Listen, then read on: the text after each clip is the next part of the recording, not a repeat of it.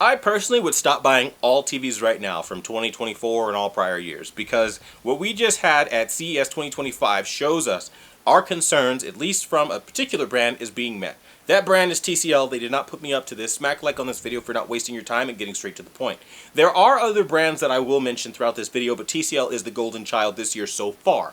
They could totally botch this year and be a total disappointment. But so far, on paper, they are presenting the most of what we said we care about. We talked about ghosting issues. We talked about the lack of instant response time. We talked about flickering. We talked about Halo issues. We talked about how the algorithm sometimes does weird things. I know I have, and many of my TCL review videos where it prioritizes only the background information or only the highlight information and it's just globally bright to be bright. They've addressed this. That is monumental because no one else is doing this. That alone says you should really stop buying right now, put a pause on it, and see what TCL at the least, through whatever price point you can afford, is offering once you talk about their, again, flagship series of this like backlight series controller, like their premium series. I forget what they call it. I don't know. It's like S series, Q series, or the backlight dimming series. I don't fucking know. But what we do know is it looks fantastic. I can't remember off the top of my head every little thing in the world. But what I do know is that when you start talking about things like Samsung, for example, they're just kind of copy and pasting the design, the speaker structure layout more or less, and everything from last year. I mean, that's all good and fine, but there had better be a significant visual update to like what we see.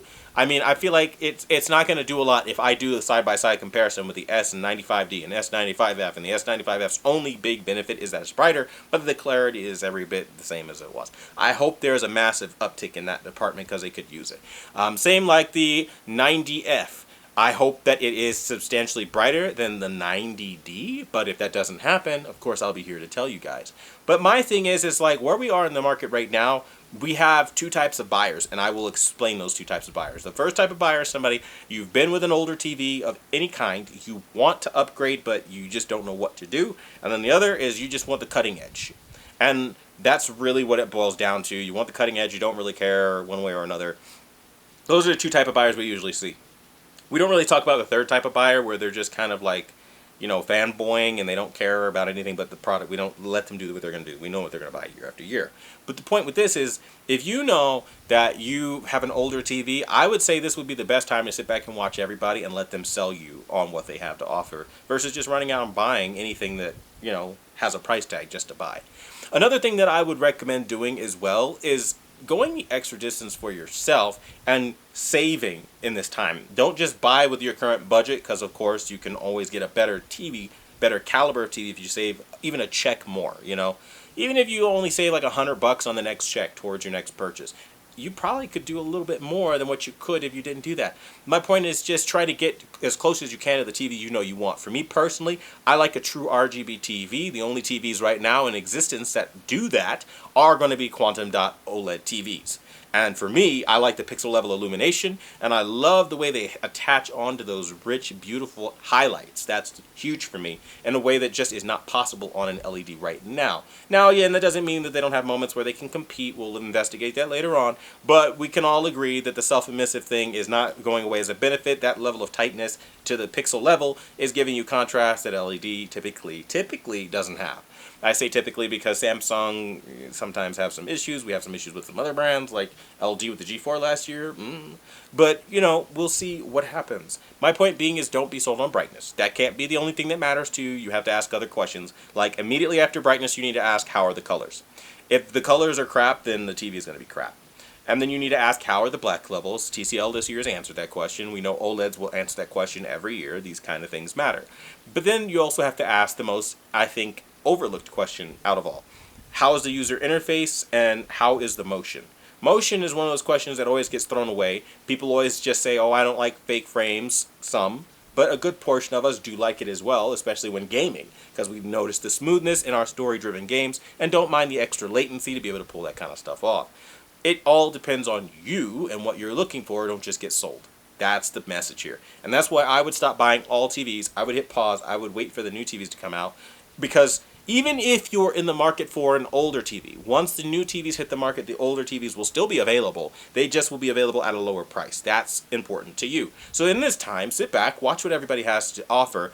Don't get sold on some YouTuber trying to make commissions or some shit like that. And literally just take a breather for a minute and just watch the playing field level out. See what they bring to the table.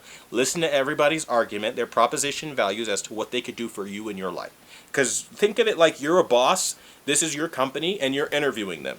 And they need to have a position that is strong enough for you. And a lot of it just kind of seems year after year, yeah, we made the same TV we made last year, just a little bit brighter. And I'll just buy last year and you won't get anything for this quarter then. You know what I mean? Like, that's just what it is. You have to look at it for what it is. Hopefully this video helps some of you guys out. I know a lot of you are asking, what do I buy now? What TVs do you recommend for 2025 so far? Honestly, none of them right now, because we're hitting pause. Because I can't say, oh, run out, buy a Samsung S95D or an S90D or A95L if, let's say, Sony, for example, is going to be coming out with a quantum dot OLED replacement for the A95L, and, you know, you end up being really excited to see just how much they've improved from the A95L. That kind of thing would be really exciting, and I think a lot of people would be absolutely freaking out. Now, if you wonder why I said it that way, I recently heard it from a product manager at Sony that this is exactly what they're doing. And it's scheduled to showcase at either IFA or one of the other later fucking things. I don't know. But Sony is apparently going back to quantum dot OLED. Again, I don't know how true this is. I only heard it from his mouth. I don't know. I have no proof of this. But if it's true, that's going to be fucking exciting as shit. And I can't wait to see if Sony got better or worse. Fingers crossed on the better part, because come on now. But you get my point. The point is simply this. We have options that are going to be coming on the horizon, and we need to see what everything has to offer. But I don't know, maybe I'm tripping and there's something you would buy right now, and if there is, let me know in the comments down below. As always, I want to thank you guys so much for watching, the #1 brand in honesty, and until the next video, I'll see you guys later.